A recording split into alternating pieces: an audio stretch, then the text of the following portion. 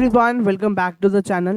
तो आज की इस वीडियो के अंदर हम डिस्कस करने वाले हैं अपना नया topic and the last topic of the chapter government budget, that is types of budget. तो सबसे पहला बजट आ रहा है बैलेंस बजट। नाम से पता चल रहा है कि यहाँ पे बैलेंस हो रहा है, मतलब जितने गवर्नमेंट की रिसिट्स होंगी या बजट रिसिट्स होंगी वो इक्वल टू होंगी गवर्नमेंट या बजट एक्सपेंडिचर के। मैरिट्स क्या बैलेंस बजट के कि गवर्नमेंट जो है वो वेस्टफुल गवर्नमेंट जो है वो वेस्ट नहीं करती एक्सपेंडिचर को। इंश्योर करती है गवर्नमेंट कि यहाँ पर फाइनेंशियल स्टेबिलिटी बनी रहेगी, जिसके सिग्नल्स प्रोवाइड करती है ताकि यहाँ पे फाइनेंशियल डिसिप्लिन रहे। फाइनेंशियल स्टेबिलिटी को कैसे देती है? सिग्नल्स प्रोवाइड करती है ताकि यहाँ पे फाइनेंशियल डिसिप्लिन बना रहे। टीमेट्स क्या कि ये ऑफर नहीं करती solution to the problem of the unemployment. ये कोई भी सॉल्यूशन प्रोवाइड नहीं करती अनएम्प्लॉयमेंट की प्रॉब्लम के लिए। कंडक्टिव नहीं है ग्रोथ के लिए, क्योंकि इन लेस डेवलप्ड कंट्रीज, जो लेस डेवलप्ड कंट्रीज उनके लिए अच्छा नहीं रहता है, वहाँ पे ग्रोथ नहीं होती, जहाँ पर किक स्टार्ट ऑफ इन्वेस्टमेंट की रिक्वायरमेंट होती है। अनबैलेंस बजट, दो तरह की सिचुएशंस जो है इसमें आती है हमारे पास। एक आता है सरप्लस बजट और डेफिसिट बजट। सरप्लस बजट कहते हैं, मतलब सिचुएशंस कहते हैं, दो तरह की हमारे पास टाइप्स आती हैं। सरप्लस बजट क्या होता है? जब हमारी रिसिट्स क्या हो, मोर देन हो एक्सपेंडिचर की। इसको हम रिकमेंड कब करते हैं? जब यहाँ पे इन्फ्लेशन होता है, ताकि यहाँ पर रिडक्शन ला सके एडी के अंदर, एग्रीगेट डिमांड के अंदर, और रिवेन्यू जो है राइज आ जाए revenue collection by the government, यानी कि टैक्स कलेक्शन के अंदर जो है वो इंक्रीज ले आए। गवर्नमेंट एक्सपेंडिचर के लिए अंदर फॉल आए। देखो, अगर गवर्नमेंट एक्सपेंडिचर गिरेगा तो ऑब्वियसली बात है एडी जो है वो फॉल हो जाएगा, और ऑटोमेटिकली एडी फॉल होने से इन्फ्लेशन जो है वो करेक्ट हो जाएगा। नॉट रिकमेंडेड ड्यूरिंग डिफ्लेशन, वही इन्फ्लेशन का उल्टा पॉइंट बोल दिया कि रिकमेंड किया जाता है इन्फ्लेशन में, नॉट रिकमेंडेड इन डिफ्लेशन। अगर इसको हम कॉन्स्टेंटली प्रोड्यूस करेंगे, परस्यू करेंगे, तो एडी जो है वो रिड्यूस कर देगा, जैसे करेगा अनएम्प्लॉयमेंट आ जाएगी और इकोनॉमी जो है वो लो लेवल इक्विलिब्रियम टैप के अंदर कोट हो जाएगी, फंस जाएगी। ठीक है। फिर आता है डेफिसिट बजट, कहता है जब एक्सपेंडिचर्स क्या हो, मोर देन हो रिसिट्स के।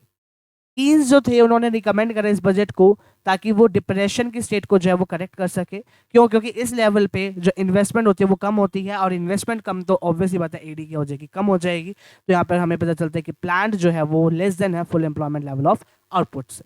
जो डेफिसिट बजट है वो रेस कर देता है लेवल ऑफ एडी को इन दो वेज के अंदर, डायरेक्टली और इनडायरेक्टली। डायरेक्टली कैसे? जब यहाँ पे एक्सपेंडिचर्स बढ़ जाते हैं गवर्नमेंट के, हाई गवर्नमेंट एक्सपेंडिचर्स को बढ़ा के, तो वो डायरेक्टली कर देता है। और यहाँ पर अगर हम देखें कि यहाँ पर greater expenditure by the people, लोगों ने बहुत ज़्यादा एक्सपेंडिचर करा, खर्चा करा, उससे इंड्यूस करा के, तो वो क्या हो जाएगा? इनडायरेक्टली जो है वो इंक्रीज करता है एडी के लेवल को। कौन? Deficit budget. टीमेट्स क्या कि कमेंट नहीं किया जाता इन्फ्लेशन के टाइम। क्यों? क्योंकि ये जो पीरियड होता है वो कौन सा होता है? जहाँ पे एडी डिमांड होती है वो ज़्यादा होती है सप्लाई से। डेफिसिट बजट जो है वो फर्दर रेस कर देता है gap between the AD and the AS, और इन्फ्लेशन गैप जो है वो वेज प्राइस स्पाइरल से रिलेट, उससे मतलब वेज प्राइस स्पाइरल जो है वो अराइज हो जाता है। ठीक है। तो पेपर में जो क्वेश्चन पूछा जाता है वो इधर से पूछा जाता है कि वेज प्राइस स्पाइरल कैसे अराइज होता है, और यहाँ से पूछा जाता है कि कैसे इकोनॉमी जो है वो लो लेवल इक्विलिब्रियम टैप के अंदर फंस जाती है ड्यूरिंग द इन्फ्लेशन टाइम। तो आपको सरप्लस डेफिसिट को उस टाइम, सरप्लस बजट को उस टाइम एक्सप्लेन करना है। और जब आपको पूछा जाए कि यहाँ पर क्या हो जाए, यहाँ पर वेज प्राइस स्पाइरल आ रहा है, तो आपको क्या एक्सप्लेन करना है? डेफिसिट बजट को एक्सप्लेन कर देना है। ठीक है।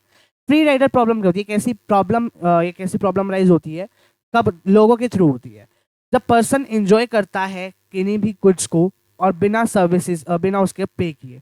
जैसे हमने नेशनल इनकम के चैप्टर में पढ़ा था positive externalities and negative externalities, वैसे ही यहाँ पर फ्री राइडर प्रॉब्लम की जो है प्रॉब्लम राइज होती है। उसमें क्या होता था पॉजिटिव में कि यहाँ पर आप पे कर रहे थे, लेकिन नेगेटिव में आप पे नहीं कर रहे थे, फ्रीली यूज करते। वैसे यहाँ पे आता है फ्री राइडर में कि एक पर्सन जब वो एंजॉय करता है बिना without enjoying the benefits of the, enjoy करता है benefits of the goods and the services without paying for that. ठीक है।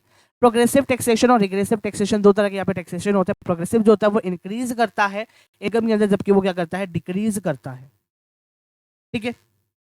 It causes greater real burden on rich as compare to poor. Progressive taxation जो होता है वो real burden जो है वो देता है रिच के ऊपर as compare to the poor, जबकि रिग्रेशन जो है वो रियल बर्डन देता है पुअर के ऊपर as compare to the rich. कुछ क्वेश्चंस है, हाई फिस्कल डेफिसिट से लो जीडीपी ग्रोथ क्यों होती है? वाई?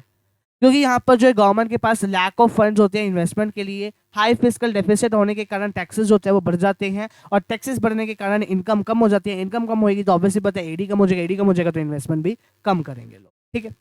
सिग्निफिकेंस क्या या इंपॉर्टेंस क्या पब्लिक एक्सपेंडिचर की? ये एक्सेलरेट करता है pace of GDP growth. Pace होता है स्पीड, जिनको नहीं पता मैं बता देता हूँ। पेस होता है स्पीड। ये स्पीड जो है वो बढ़ाते जीडीपी ग्रोथ को जल्दी बढ़ाने में हेल्प करता है। इक्वालिटी प्रमोट करता है, distribution of income and the wealth, income inequality को रिड्यूस करता है यू कैन से, और इक्वालिटी को बढ़ाने में मदद करता है। इंपॉर्टेंट रोल प्ले करता है इकोनॉमिक स्टेबिलिटी को लाने के अंदर। उसका एक बहुत ही इंपॉर्टेंट रोल रहता है किस चीज़ का, पब्लिक एक्सपेंडिचर का। जनरेट करते हैं इन्वेस्टमेंट फ्रेंडली इन्वायरमेंट को इन द इकोनॉमी। फिर आता है यहाँ पे कुछ difference, revenue deficit, physical deficit और प्राइमरी डेफिसिट, जो कि यहाँ पे ये 5 नंबर में या 3 नंबर में जो है वो क्वेश्चन जो है पेपर में पूछा जाता है। I remember this chapter when I was in the 12th class, in the 12th standard. During that time Covid चल रहा था, राइट? जब आपका कोविड आया ही आया था, उस टाइम में मेरे ऑनलाइन एग्जाम से, ठीक है ना, ऑनलाइन मेरे स्कूल में जो है हो रहे थे, पेपर हो रहे थे, राइट? तो उस टाइम पर ये क्वेश्चन में से पूछा गया था, मेरे को अब तक याद है, because we have send that PDF also. तो और उससे कुछ दिनों पहले ही मैंने ये कंसेप्ट जो है वो पढ़ा था, ठीक है ना। तो आपको भी बता रहा हूँ कि यहाँ पर ये जो है कंसेप्ट आएगा, पेपर में आ सकता है, क्योंकि कुछ मैंने पेपर्स देखे हैं स्कूल के, अभी के टाइम की बात करो तो उसमें पूछा गया है, ठीक है। 3 नंबर में तो मैक्सिमम ये आ सकता है, तो उसी के अकॉर्डिंग मैंने यहाँ पे बताया, 5 नंबर में तो नहीं आएगा। रिवेन्यू डेफिसिट क्या होता है? ये रिफ्लेक्ट करता है कि जो गवर्नमेंट है वो अनेबल है अपने डे टू डे एक्सपेंडिचर को कवर करने के, जबकि फिजिकल क्या कहता है, ये बताते हैं कितनी बोरोइंग की गई है गवर्नमेंट के थ्रू। और प्राइमरी क्या दिखाता है कि कितनी बोरोइंग्स जो है वो रिक्वायर है of the requirement of the government for the current physical year only, की जो आने वाला फिजिकल ईयर है उसके लिए कितनी हमारी जो है रिक्वायरमेंट है। कैलकुलेट कैसे करते हैं, यानी फॉर्मूला इनडायरेक्टली यहाँ पे आपको लिखना है। तो फॉर्मूला तो मैंने आपको ऑलरेडी ऊपर लास्ट वीडियो के अंदर बता दिए थे। पॉइंट्स टू मतलब क्या है कि जो रेवेन्यू है वो ओवरऑल पॉवर्टी को देखते हैं कंट्री के अंदर। क्यों? क्योंकि यहाँ पर ओवरऑल पॉवर्टी को क्यों राइज करता है, बिकॉज लो टैक्स होता है और हाई एक्सपेंडिचर होता है सब्सिडीज के ऊपर, इसलिए क्या हो जाता है यहाँ पर पॉवर्टी अराइज हो जाती है। यहाँ पे लैक ऑफ फिजिकल डिसिप्लिन होता है कंट्री के अंदर। क्यों? क्योंकि एक हर्डल प्रोवाइड कर देता है to the process of the GDP growth. ये पॉइंट करता है to the borrowing requirement for the current physical year, वही ऊपर वाली इसकी डेफिनेशन जो आपको वो लिख देनी है। नेक्स्ट क्लास के अंदर हम करेंगे शुरू अपना फॉरेन एक्सचेंज रेट का चैप्टर, बहुत ही इंपॉर्टेंट चैप्टर जहाँ से पेपर में क्वेश्चन आता है। तो मिलते हैं आपसे नेक्स्ट सेशन, तब तक के लिए bye bye. Thanks for watching this video everybody.